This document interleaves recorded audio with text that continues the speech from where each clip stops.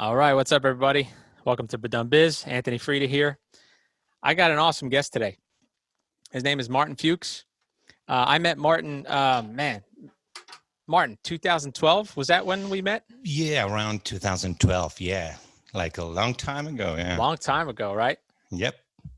Martin's an incredible talent because you sing, you play guitar, your production skills are off the charts. I remember back in 2012 when I had, no knowledge of production, Ableton, and we would do a live. You had this live setup for this performance in the project that we were playing in, which was called Amapola Dry. You and your wife Sophia, and then we had a bass player, Jeremy, right? So he's incredibly talented. He's been doing this crazy Ableton shit before everybody started doing it. Well, I've been tinkering with incorporating live digital media in live performances for a very long time. And it wasn't that the first time I was doing that. And I am always looking for ways to incorporate, digital media, like audio, pre-recorded audio, samples, tracks, whatever, and video and, projections or whatever into a live performance in a way that is integrated. It's not like just something that you just play and it goes, but it's part of the performance that you can. And I'm still doing it actually with our current project. And what I'm trying to do is interact with that in a more organic way and make it look more performatic. Yeah, I remember I would be playing drums, and I would be playing along with a backing track. So it was like live drums, but with produced, I guess, electronic percussive sounds. And I remember there was always a projection, like a screen right in back of me with all this cool stuff happening alongside of the music. And I remember just all I had to do was learn my drum parts. But I'm thinking about, man, the anxiety of what if one thing goes wrong on this gig for Martin, and you would travel, with that gear too, and you had it all thought out. I remember you never showed up with you never showed up with a bus full of stuff. It was very thought out. It was very portable and mobile. So very impressive. Yeah, I've been improving that part as well. It's getting smaller and smaller. Yeah. Also the equipment is getting better and cheaper. You can access for affordable price to some equipment that is actually really, really professional. Back in the days, we were using professional staff, but we could only afford that certain level of gear, right? Yeah. Can we talk about a little bit of Amapola Dry? What would you how would we describe that type of music experience? Yeah, well, that was a project that I dreamed for a very long time. I lived in Barcelona for several years when I left Buenos Aires, my birth city, Argentina, Buenos Aires, and I left to Barcelona, and I lived in Barcelona almost 20 years, and I performed there with several projects, bands, more like rock, reggae, hip hop things. But at the very end of my stay in Barcelona, which spanned for almost 20 years, I was already, thinking about doing something with tango, which is something that I love. It's the music of my city. I sing tango. Mm-hmm. And at the same time, at that moment, there was all this movement about electronic tango going on. I don't know if you heard about them, but Gotham Project and Bajo Fondo Tango Club and all those bands were pretty well known at that time. And I was trying to do something in that direction, but with my own, my own vision of that. And the main difference for me was, tango is both song and it's also instrumental music, right? At the very beginning, it was only instrumental, but then the lyrics came in, and then it became mostly, songs. Yeah. So to me, the way that tango arrived to me was more through the songs. So I love the songs. I love singing tango. So to me, if I was going to do an electronic tango project, it had to be synced. It had to be songs. And I'm saying this because most of the electronic tango projects at that moment were instrumental, were more like drum electronic grooves with tango instrumentation on top, like bandoneon and violins and stuff, and the tango kind of playing. Yeah. But it was mostly instrumental. So I was, willing to do something more in the song direction, and that's what I did actually. And there is where actually Amapola Dry started. So we started like developing this idea with Sofia. We met in Buenos Aires when I was back in Buenos Aires. We met there and we started working on this. And then actually was something that we worked for several years, like composing and arranging and producing all the music.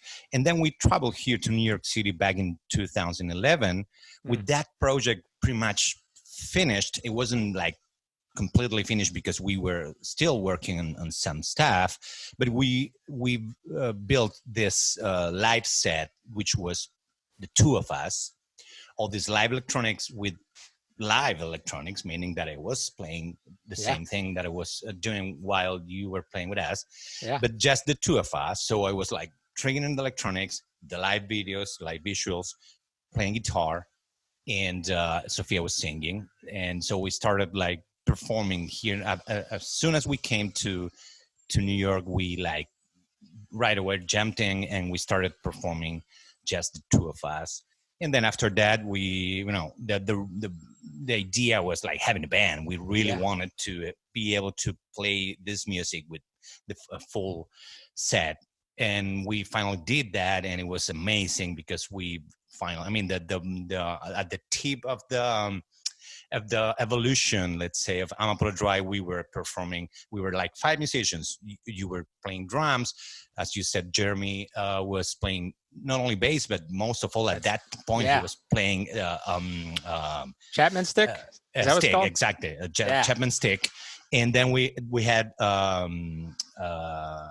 this amazing violinist who was Carol Ma, who was playing with us as well. So we were like the 5 of us: drums, bass, live electronics, violin, guitar, and vocals and the projections and everything. So it was an amazing experience.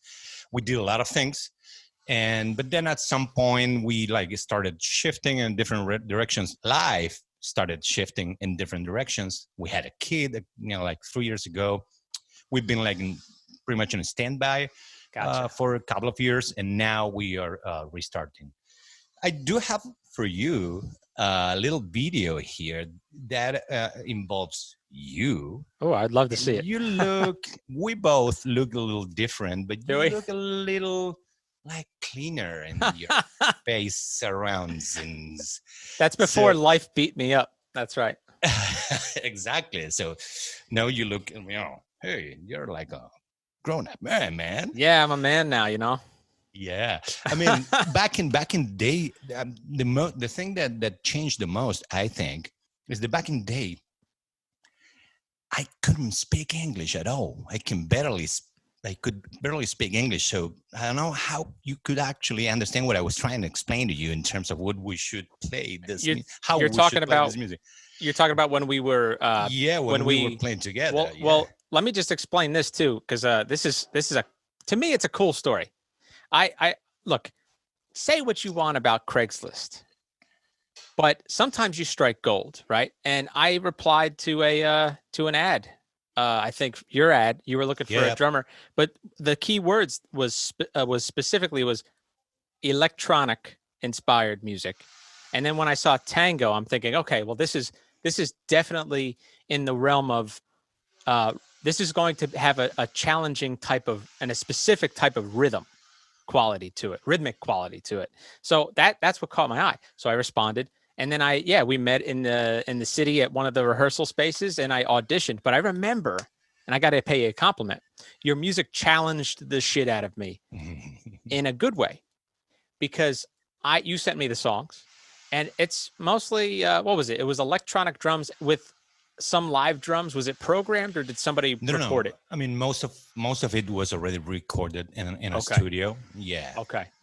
The drum part was fucking hard. I mean, I remember like one of the tunes. What was Martin? What's the tune? Yeah. That was a What was that one? Rio Sombrio. That's right. That's right. Yeah. Holy shit, man. For drummers out there, for drummers, any drummers listening to this, if you want a challenge in linear groove patterns with a Latin feel to it, which means there's no like downbeat funk type stuff. It's all off the beat stuff. Listen to Amapola Dry, listen to Rio Sombrio. Holy shit, it kicked my ass in a good way. So yeah, so we met up. I auditioned. I got the audition, right? And so Martin was just talking about how his English was kind of right. You weren't totally confident with your English. No, I mean, but I got to be honest with you. I don't know how would you understand a word I was saying. I got to say, you telling me this, I really didn't know that you. I thought that you had been loosely speaking it for a couple of years. So I had no idea. You were doing very well. Actually, I think, and I do remember Sophia helping to translate some things. But honestly, Martin, none of it was an issue. Because also we were communicating musically. We were communicating with music booms and bops and ticka ticka bops and all that stuff, right? So yeah, it was great. I mean, well, that changed a lot. I mean, I still can't speak a word in English, but you at least you can understand what I'm saying. So that changed. Your English is good. I think your English is good. Thank you. Of course. So let me tell you something regarding what you just said about the drums and stuff, because the key thing is that I love drums. I mean, rhythm is my passion. I love music in general, and I, as a producer and composer, I mean, I've written music and I've arranged music and produced and recorded music in so many different styles and genres and things. But I love rhythm, and what I love, and I had the opportunity to perform and along with musicians from Latin America and Africa, and of course, the U.S. and everything. So I learned a lot, and the things that always attracted me the most is the rhythm. So I learned rhythms of all kinds. So that said, those drums that you were talking about, I mean, all the drums in those songs, they are like written. I composed. I mean, it's not like that. I talked to the drummer because. Oh no, I remember this. Well, we can record something like this. No. Everything was like no. It has to be exactly like this because I love drums and I wanted to do something like very specific with that. So yeah. I remember that. I do remember that. I remember going, Martin, is this exact? And you were like, that's exactly the way that it's on the track. That's the way I want it. I wrote it that way. And it's very impressive because you didn't write, you're not like a drummer, right? Maybe you can play some drums, exactly. But you understood, I think you understood what was possible with four limbs, right? Like with 2 hands and 2 feet, you understood what was possible and you wrote it that way. And I appreciated that because believe me, some composers just don't, they write sometimes like you have 3 arms. Yeah, it happens a lot. So. Yeah. Well, again, I had the opportunity to perform with amazing musicians, and I learned from them. I'm sorry, and then I guess sometimes I probably pushed a little bit too far, but we discussed that and we put it together. We molded it too, right? There were things that we actually worked together based on what was written for that song. There were some room for like discussing things and make things like work as a whole, right? Yeah, we molded it for the live show. That's right. I remember that. Mm-hmm. Cool. So I have this little song here that is actually one of the songs that we used to perform back in the days with Amapola Dry. And this particular song is a little different. I actually selected this one because it's one of the few that we actually recorded and produced a video clip.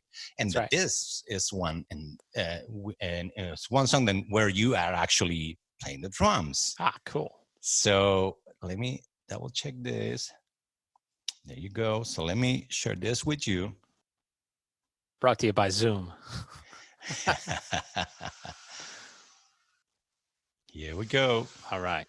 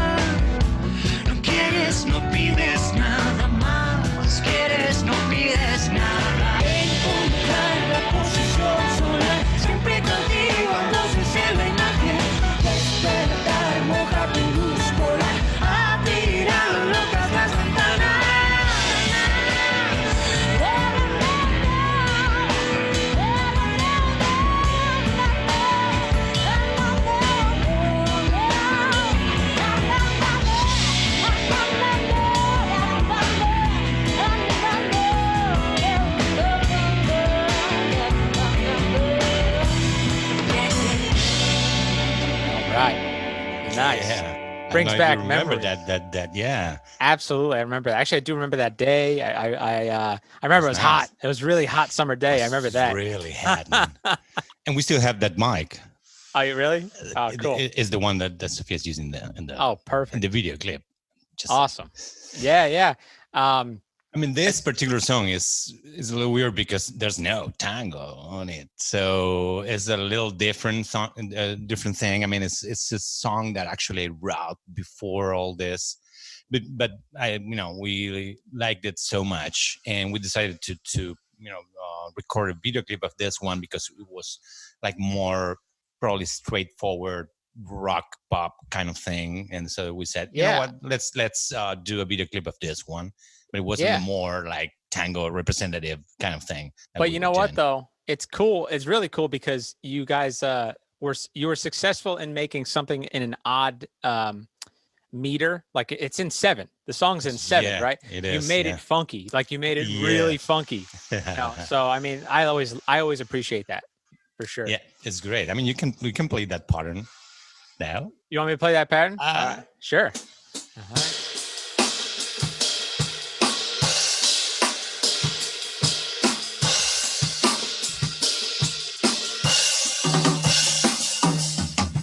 nice. I don't forget. Woo! I Yeah, man. don't forget parts like that. Wow, that was I mean, we rehearsed our asses off too. I would go like once a week. I would go to the city. We would, we rehearsed Yeah. At some every point, week, yeah. At some point, we rehearsed like a lot, a because the lot. music was like it had to be played like really tight, Yeah, and then there were so many different things and parts and stuff. So at some point, I think that we even rehearsed like a couple of times a week when we were like preparing for something, for when we actually like like premiered the EP. Oh, I yeah. don't know if you remember that I do gig at remember that. Yeah, Drum in drum. That's right. the East Village. That's right. Yeah, yeah, that Yeah, was nice. that was really cool. Yeah, and so again, I'll say it again. Martin challenged me in the best way because that what I just played before, I had to play that to like a metronome, and with a track, right? And I mean, it had to be exact. If I messed up on certain notes, it was audible. It was noticeable. So it was it was a really nice training for me. Yeah. So thank you. For all of us, actually, yeah. Yeah. But yeah, I mean, that it's something that I've always had present and throughout my career, like playing with bands and stuff. It's like rehearsing. Everything has to be like, and the bands I had before. I mean, for a period of time, I performed, like played with bands more like a little bit more standard. But before that, when I was like really underground, and when I was a kid, well, not a kid, but 20 something, and we used to like play like really crazy stuff, and it had to be like exactly as it has to be. So we rehearsed a lot. So that's something that I've always done, and I'm passionate about that, actually. Oh, of course. This is, I guess, whatever music you're doing, doesn't matter the genre, or there's no good or bad music, but you has to be professional, and you have to be like right on time, right on exactly what it has to be, right? I mean, Of course. with passion, with soul, with everything it needs, but it has to be professional. Yeah. It has to be, at the top of your capacity. Yeah. I remember, I also remember what was cool is, the challenge wasn't just playing the part and then copy paste my part with the others. It was really getting the acoustic parts so tight that we copy and pasted that over the or I should say we fit within the backing track, which is mostly electronic samples. And then that way, Sophia's vocals and your vocals could just rest nicely in place on top of it. So it took a lot of, even between me and Jeremy as the rhythm section. There were times when he and I remember, had to take like 20 minutes, 30 minutes out of rehearsal, just the two of us working on one section. I mean, because it was a composition. It's a composition, right? So I have to play it a certain way every time. It's not written out too. So I mean, I would write it out. I would kind of like transcribe what you produced. Yep. So then I can basically just consume it over and over and over again until I know it, you know. And it was great on all fronts. It was a great challenge. Yeah, love that.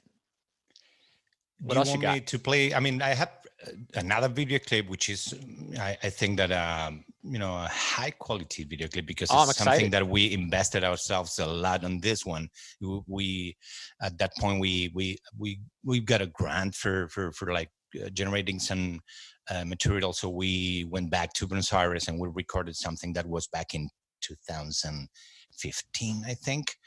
So we recorded a couple of things in some of the songs that we've been performing live before, but we got to the studio and recorded some stuff, and we produced this video clip, which is actually more electronic tango, and awesome. in fact is a piece composed by one of, in my opinion, one of the greatest tango composers and bandoneon players of all times, which is Astor Piazzolla, who of course was born in Buenos Aires but lived here in New York for many years, and he actually composed some of his more emblematic pieces here in New York. So wow, I don't know if you would like me to absolutely play that song, and it's called Vuelvo al Sur. Awesome.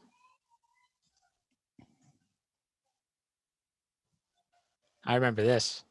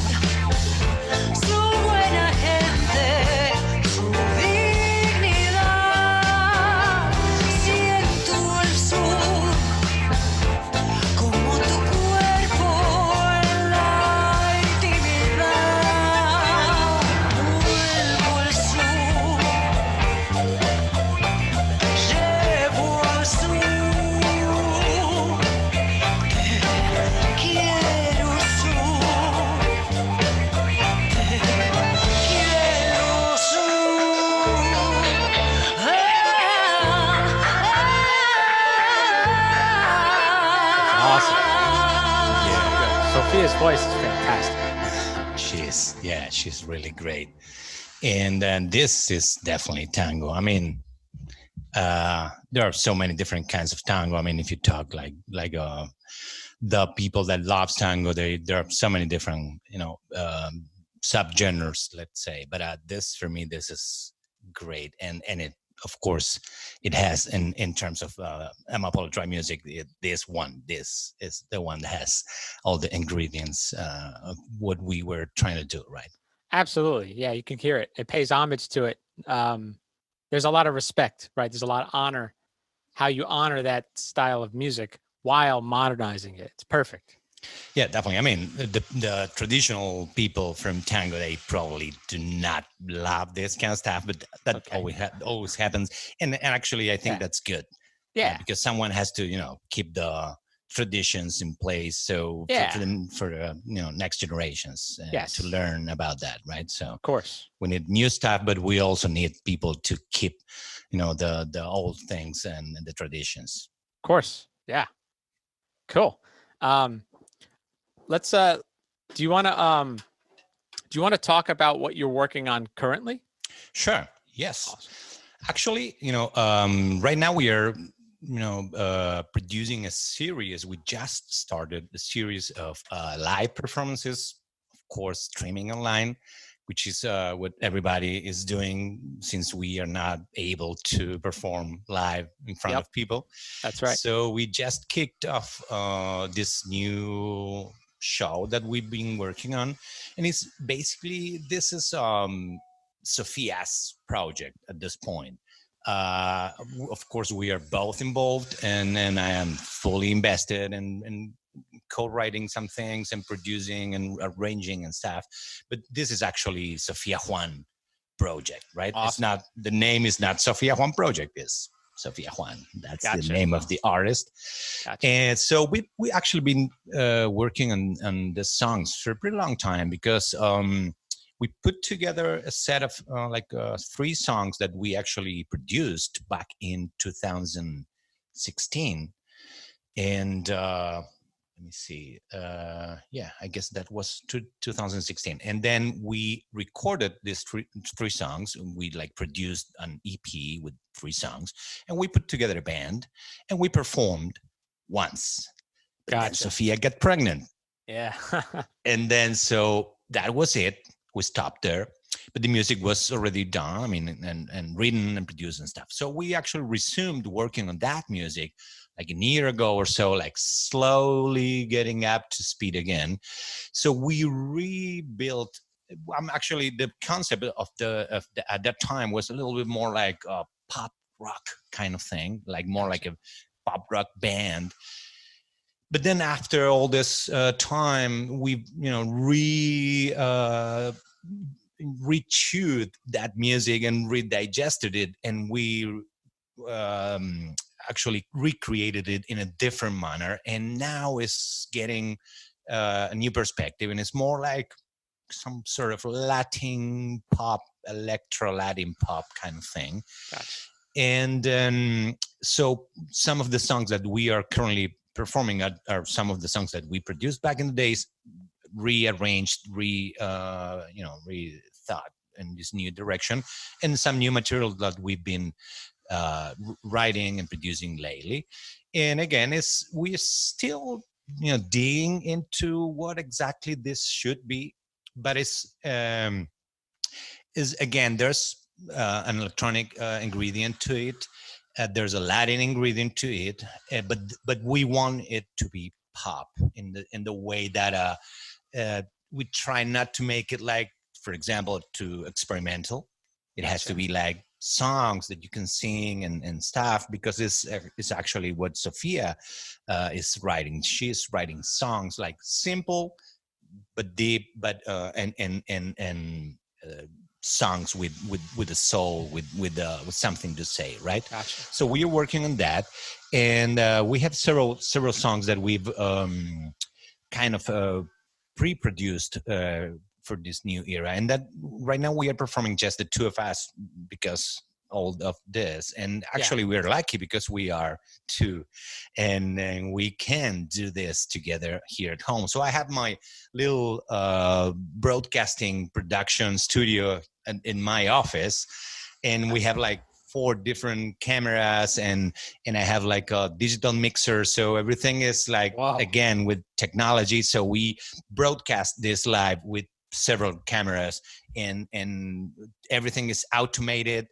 along with some sequences that we, of course, we also play, and we also loop stuff on, live looping, Oh, wow. voices and things, and of course I play guitar, and I also play bass and some of the songs. Sophia is playing piano, Oh, wow. Wow. Nice. keyboards.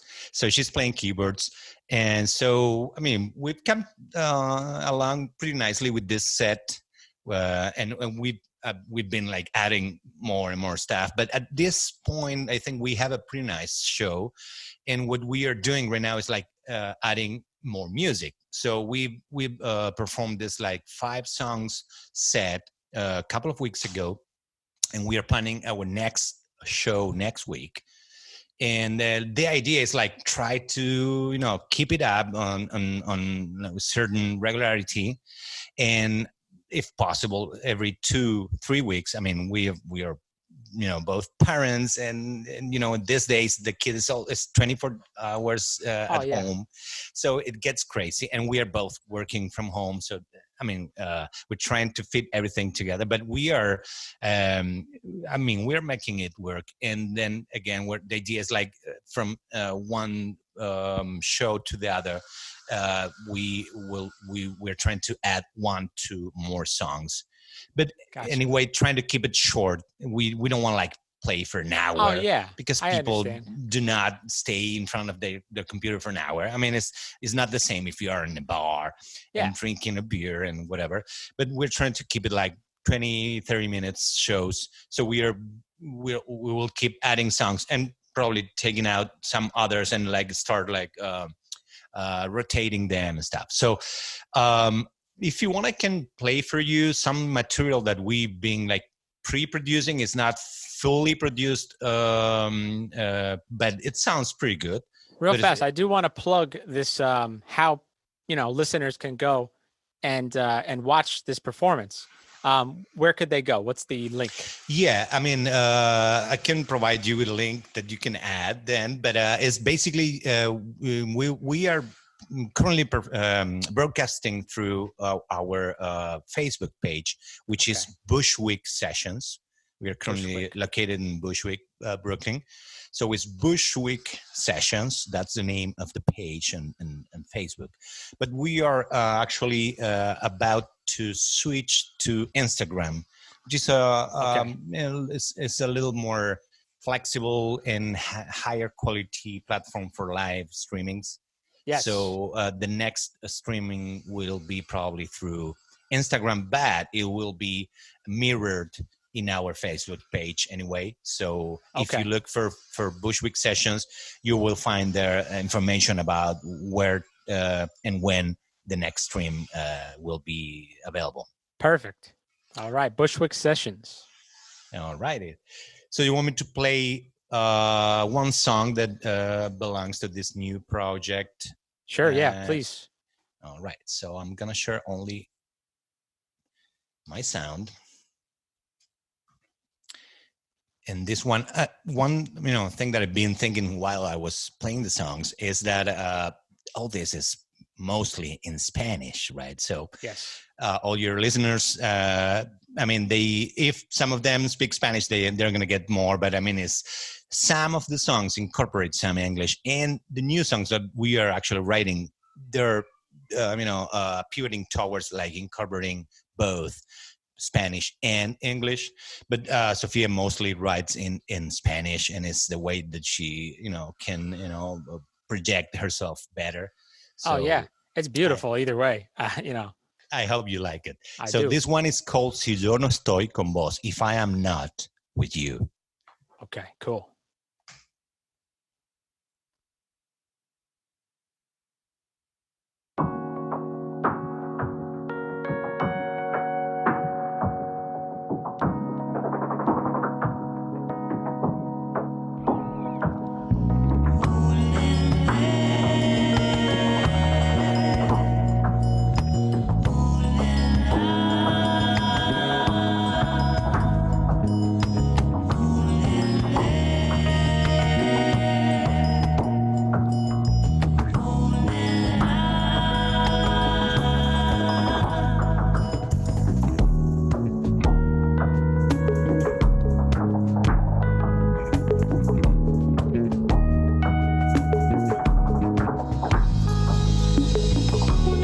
si hoy nos volvemos a encontrar los dos.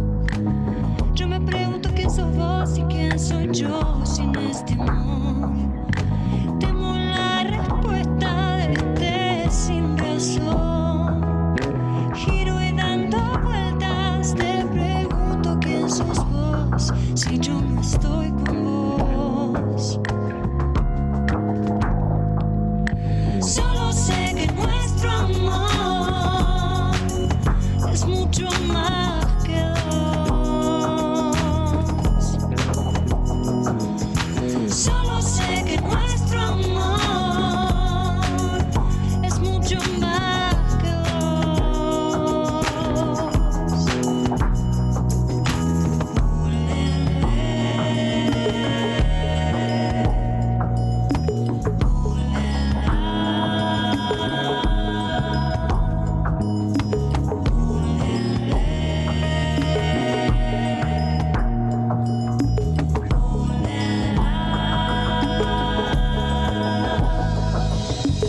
Checa el tiempo, la verdad me encontrarás sin voz.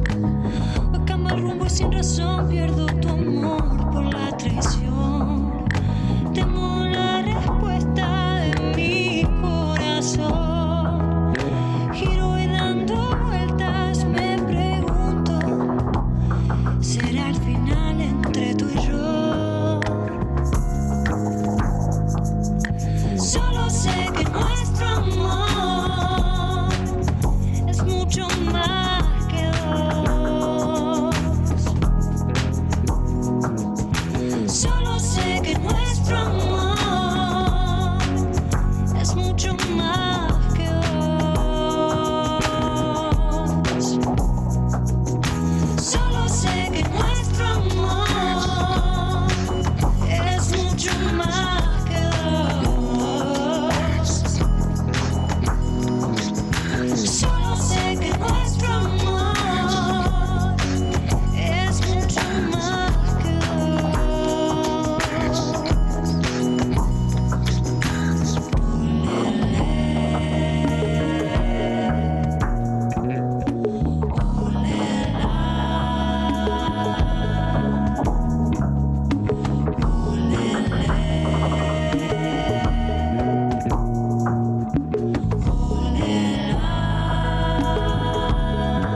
Wow.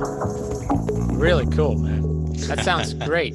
Now you're playing bass on that, right? Yeah, I am, unfortunately, but I'm actually playing it better now that we've been like rehearsing and playing this live. But Oh, I no, recorded sounds this fun, for the demo, and we were actually willing to find a friend that could record that bass for me. But yes, it's not finished, and actually we have a better version right now, but I do not have any mix of that one because a Okay. friend of ours that lives in Madrid, for example, recorded an amazing piano for this one. But I'd received that, but didn't have the time for putting that together into a mix. So this is the best version that I had actually mixed. So Martin, this is for listeners just to understand, like Martin said that he and his wife are going to perform just as a duo, right? And he's going to play either guitar or bass or whatever. And Sophia's going to sing and play piano. But my question is, I think I know the answer though. Are you guys playing to these backing tracks at all? Yeah, I mean, we use That's so some cool. backing tracks, and we played on top of that. Yeah, of course. Yeah. Yes. So, I mean, just like how when I was playing with Martin in Amapola Dry, it's the same thing. There's a backing track. So you have to be precise, right? It's not your Sure. typical like acoustic kind of performance. No. And the fact that you're doing it, and you said there's 4 different cameras, and you have a live mixer. I mean, it's a production, and it's is. really impressive, man. It's really cool. It is. I mean, we were aiming to this because, I mean, when we were thinking about like putting together a live show for streaming, and you can, there are so many different choices you can make for, how that will look like, and what are you going to play, and how are you going to play this. So we started with a more acoustic version of this, and like more, minimal or minimalistic setup. Mhm. But then we realized that the way we like these songs are with some power on it and some, like rhythms and punch. Yeah. So we started working, reproducing the bass, all the the rhythm section, let's say, for making it work, because the way that you produce a song is not the same that you play that song, even if you use the kind of the same sounds for performing that live, because it's not going to be the same. So we like tried to empty it to the bare bones and leave space for us to fit into that. So we've been like, refining that and working on that. And now I think we have pretty good, we are in pretty good shape in terms of how the songs breathe and how they, go ahead with certain power, but without losing intimacy.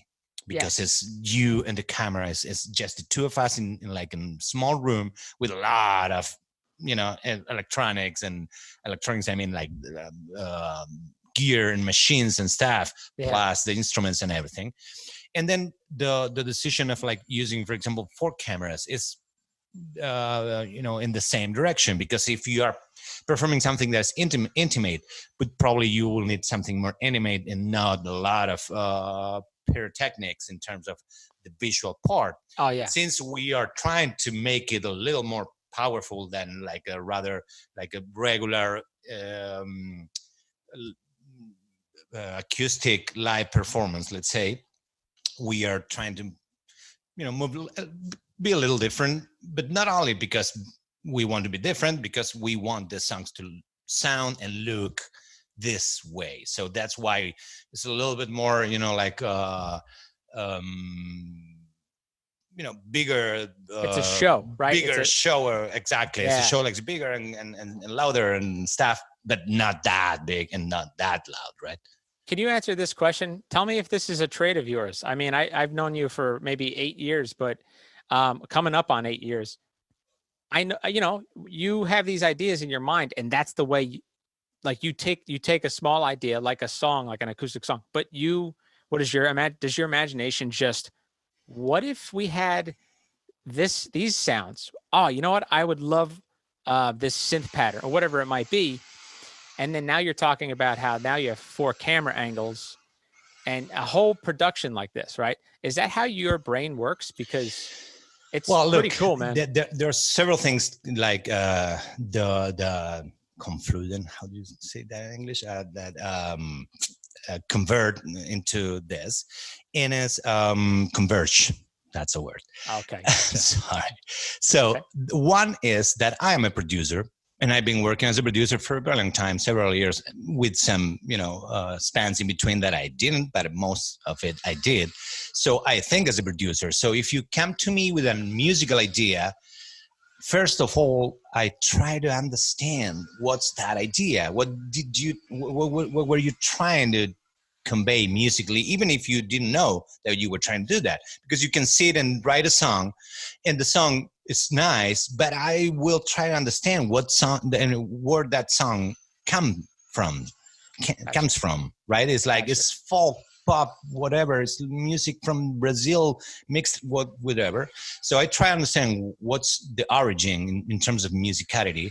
And then as soon as I understand, or at least my understanding of what that music means, I start thinking of what that song will need in order to convey, first of all, the musical message. Let's say if it's like a happy song with like Brazilian flavors. All right, so let's try to make it happy, and let's try to make the listener happy. But then if it's a Brazilian happy song, so we will need some Brazilian instruments and probably some Brazilian rhythm patterns, right? So that's how like a producer thinks, right? I mean, you think about the song, you understands how the song should work for, have its own universe explained.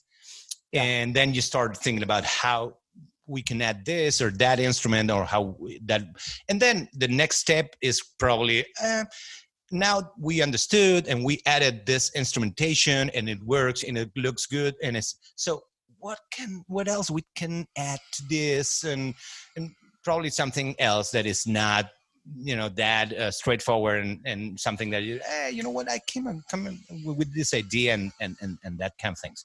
That's one part of it. So my producer mind is always trying to understand and put together things to make that a whole, a song or a production or a show or whatever, but like a whole, something that it has everything that has to have to be what it's intended to be. So you like sonically, it seems like you go for, well, what is the main ingredient flavor in this?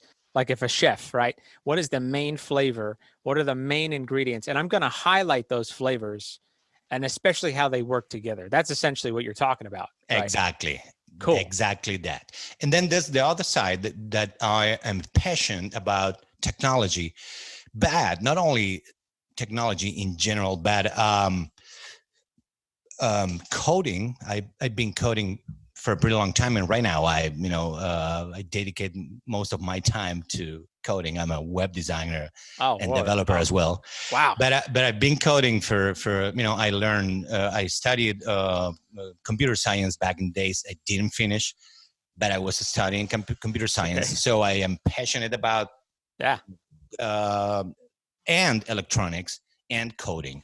So I know a lot of things, and I am always trying to see how those technology things can fit into art or live performances and that kind of things. And I actually, I put together and I taught several times, not a lot of time, but several times, a seminar about live performance and technologies.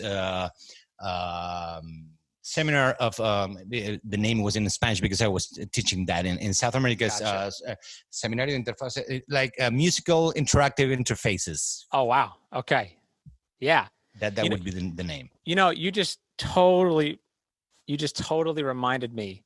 It's so funny how this worked out. You reminded me of something I heard a long time ago. Very poignant, very, very. I guess it's a way of putting us in check, right? Keeping us balanced. Here's the quote. The quote was, "It's great that you have all of this stuff, right? But what are you going to do with it? That's what matters." Do you know who told me that? That's right. That was you. So exactly. I always think about that. I always think it's like, man, fine, okay, Anthony, you have this piece of gear, great. What the fuck are you going to do with it, though? Make it mean something with what you do. Exactly. Well, that's one of the big questions that are, like probably electronic artists or the people that work in art with technology is about, right? Is always, there's this new technology. It's all right, fine. That it's great and looks good and it's fancy, but do you need that for what you were trying to convey with your artistic message, right? So yes. I'm always about that. I have a lot of knowledge of different technologies and techniques, because it's not always a technology. There's the technique. The technique is how you implement certain things in a way that makes things work in a certain way, right? So technologies and techniques and I do know a lot of them because I am passionate about that, and I've been digging into that for a very long time. So I'm always trying to put together. So if we are going to have a live broadcast, like live performance that we are going to broadcast online, that triggered. How can we do this more interesting, and how can we like show something that is going to get interesting for the people that is watching it, not only like a couple of guys sitting in front of a camera performing something, which is totally fine. I'm not saying that everybody has to do that, but I'm saying I'm always trying to there's something that I always thinking about is that to me art, not that the art has to be this way, but to me, if I generate art, it has to be something that wows you, Yes. that in some ways, Yeah. oh, or scares you, or Yeah. wow, it immerse you into something. Yes. And that's been always my quest. And technology is great because it allows you to, send things, project things, reproduce stuff, audio, whatever. So it's always, for me, it's always a tool of wowing and showing something that is, wow, that moment, that would, again, for me, art has to be, is like something that takes you out Yeah. of the real thing, of the day-to-day stuff in your life, and transport you, at least for a moment, to somewhere, and or a different state of mind, or a different place, or a different, landscape. Yeah. You think beyond, listen to my 3-minute, 4-minute song. Okay, cool. Listen to my next 3-4 minute song. You're thinking, no. Come here. I'm going to give you an experience. Well, that's always been my idea, and Amable Drive was that, and even I remember those years we used to write about the Amable Drive for, like, sending for the press or whatever, and the experience was always there. Yeah, it's what I was always trying to do, and it's what I'm always trying to do, actually. So yeah, why the 4 cameras? Why all this display of technology, techniques, or whatever? It's because I'm trying to give more, and I'm trying to put you, if you are going to take the time to assist to one of our live streamings, I want you to, like, hey, wow. Even, I mean, I'm not saying that what we do is amazing or it's incredible, or even the transmission visually is amazing. I don't know, but I'm just trying to put something else. I mean, Martin, you got to keep it in perspective, right? What you're doing is it's incredibly cool to see again, like you said, you're a father, you're a husband, and you're working, you're stuck in the quarantine of your apartment, right? Or your home. And, but you need that creative itch. You still have that creative itch. You can't go perform, right? So you're going to try to fulfill that creativity, but you're also going to push yourself, right? But think about it. What you just said, it might not be that, amazing. Well, Martin, people like go, hey guys, I'm going shopping today, like, and millions of people watch these idiots. So, I think what I am one of the people that I look for exactly the things that you just said, right? Something with an artistic expression, right? But also has a wow factor. Like, oh, wow, I've never seen something quite like this. So yeah, that's cool. I mean, it doesn't have to be like, wow, that blew my mind. Man, wow, that's cool. Absolutely. That moment you enjoyed it, and that's what I'm looking for. Absolutely. I'm excited to. So what is the date of the next and time of the next performance? You have it? I'm gonna try to give you a date, and we are gonna try to meet that deadline. Okay. But it will be next Friday. June 5. June Exactly. 5th. I had to do math. I don't even know. June 5th. What day? I opened my calendar right now. So June 5th, it'll be a Friday, and I guess we are aiming to, like, something 5 or 6 p.m. Okay.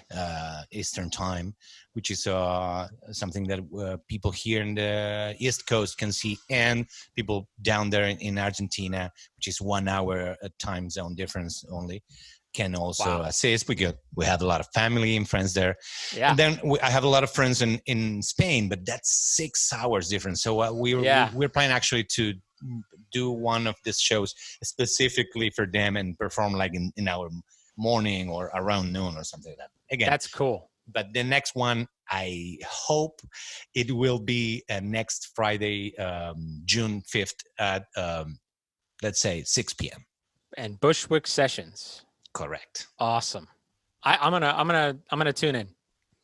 Excellent. So if you want, for saying goodbye, I can play for you a little curious piece, which is a video as well that we produced with Sophia, like a couple of months now. It was like back in January in Buenos Aires. And it's something different. It's live. And it's live recorded. Everything is one shot. It's like one shot. No cuts. and it's just Sophia and a percussionist. Oh, cool. So voice and cajon. And I want to share this with you if you want, just for wrapping this up. Yeah, sure, absolutely. And I guess this will show a little bit more of Sophia's artistry and skills, and it has a lot of soul. It's not something that we are actually performing with these shows. We were, before all this, we were actually planning to perform all the songs live, actually, and cool. we were working with a percussionist. So if we go back to play live with people and musicians, this will be one of the songs that we will be performing, but not now on this live broadcasts. So you want me to play the video, or we say goodbye before or after? How do you feel? Do you want to talk about it after we watch it? All right, let's play it, and then we can talk a little bit and say goodbye. Cool. Here we go. Let me see.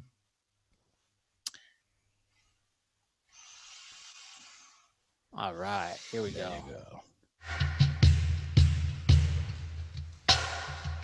Oh, I love it already.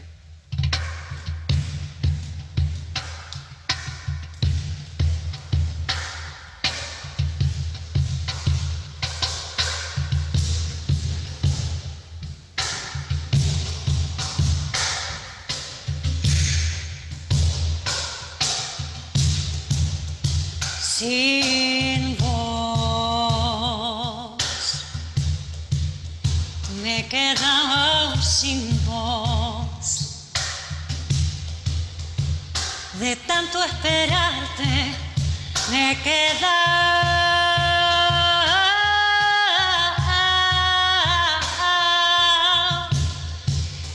sin voz.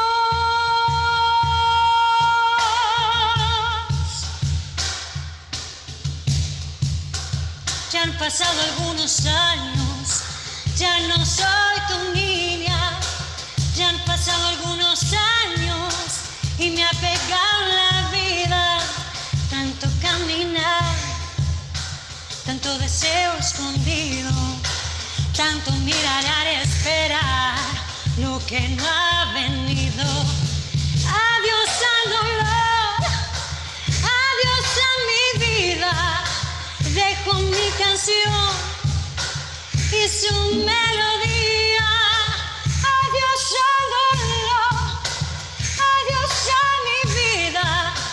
Dejo mi canción y su melodía.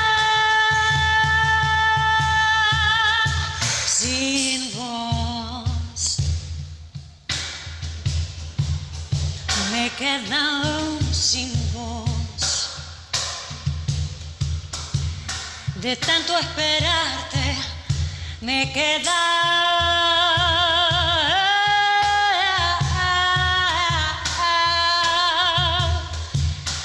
sin voz,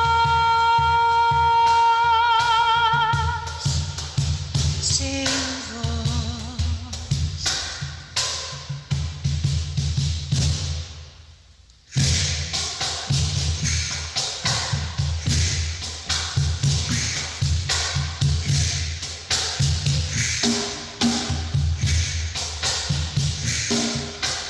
Con esta canción vengo a exorcizar mi corazón, que pide y reclama por las dos, que pide y reclama canción de amor.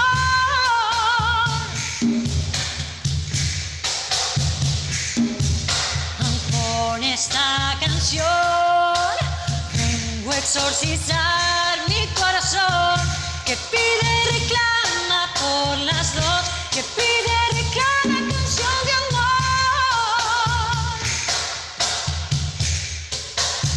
Sin voz me he quedado sin voz, sin voz, sin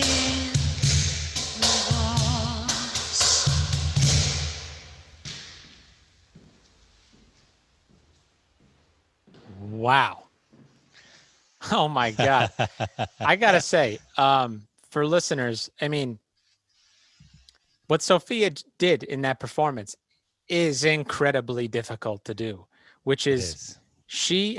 her accuracy of the pitch, the notes that she was singing, her accuracy was so on point, and that's hard to do because singers, right, Martin? It is, and Singers usually, there's no harmonic reference. that's right. There's no accompaniment, so she has no reference. Like every time she finishes a melody, she doesn't have that like either a piano or a guitar chord to reference for keeping the key of the Exactly. song. So I Yeah. mean that was incredibly impressive. How many? I mean, like, how many takes of that did you do? I mean, Well, we did several, like, I guess there were like five different takes. And then we chose this one because, because another factor other than the actual musical performance is the camera performance. yes, Because the guy was like running around in circles and stuff and not trying not to trip into anything and stuff. So we had to balance which take was the one that was musically correct and had it was visually as well, interesting. So or it didn't have any like weird thing going on, neither musically or visually. So yeah, we did like 4 or 5. I think there Wow. were 5 different takes. wow. Yeah. What was the percussionist's name? His name is Lucas Elguero. He's an amazing percussionist. He's a good friend. So And good. he's a great percussionist. He's great. Yeah. I'm gonna follow him if he's on the social medias. I'm gonna go follow him. No, he's very active in social media, and you got to check. He is part of a really interesting project in Buenos Aires, which is called La Bomba de Tiempo, the timing bomb. But tiempo in Spanish is also tempo. It's like Okay. tempo, right? So it's a band or like a ensemble of like between 15 and 20 percussionists. Oh, And they go on stage and they have like several different directors and they perform improvising, but it's like the director marks, they have like codes with signs that they do with the hands and stuff. And then they have sections and they are very seasoned percussionists. They are all amazing and they're touring with this. oh my So God. they play and it's amazing. I'm going to send you a link Please. because they have plenty of their performances recorded and in YouTube. So you got to check that. And when you go there, because they perform during the summer, I guess it's throughout the year, every Monday afternoon, evening in this particular place in Buenos Aires, which was pretty close from where I used to live back there in Buenos Aires. And it gets like, I don't know, like 600-700 people. It's not that like a very big place, but it's every week. And it gets crazy. Everybody's dancing and it's amazing. It's amazing. That's awesome. You gotta check that. La Bomba de Tiempo. Oh, I can't wait to look at that. Yeah, that's awesome. Yep. All right, Martin. What's your your social media handles? You and Sophia's. Oh, yes, that's a good one. Yeah. Actually, 1 second. No So problem. Sophia is I am in social media, but I'm not that active in Okay. social media. Sophia is the one that's actually more into that. And Sophia's handle, she sent that to me in an email. Let me see, or not. If for listeners, Sophia, SOF, right? SOFIA. SOFIAJUAN, Juan. Sophia Juan. Yeah. And let me just 1 second. She's gonna kill me.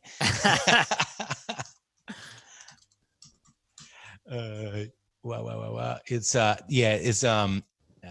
Arab Sophia Juan. So it's SOFIJUAN 87. 87. Mhm. Sophia Juan 87 on Instagram and Facebook and all Yes. that. Okay, cool. Exactly. And then what's yours, Martin? Do you Yeah, I mean, want to include that? yes, my Facebook, because I am on Instagram, but my Instagram is mostly familiar. It's from like pictures of my son and like Gotcha. sunsets and stuff. But you can get more information about what I'm doing actually in Facebook. And my Facebook is it's Martin Fuks, but let me just make sure that I'm giving you the correct. There might be 10 Martin Fuks on Facebook. No, I don't think so. Oh, no? Okay, good. Probably the only one. Good. It's actually martin.s.fuks, F-U-K-S. F-U-K-S. Okay, martin.s.fuks, and it's spelled F-U-K-S. All right. Martin, thanks for scheduling this. Man, a pleasure. Great. And it's great seeing you and seeing and being able to talk to you again and go through all this stuff that we did together a few years ago. So it's awesome. I'm amazing. Yeah, it brought up a lot of memories. I'm proud of being a part of that. That was really cool. I was actually going to ask you what you're doing, but probably you can tell me that offline because your listeners probably already know what you're doing or not.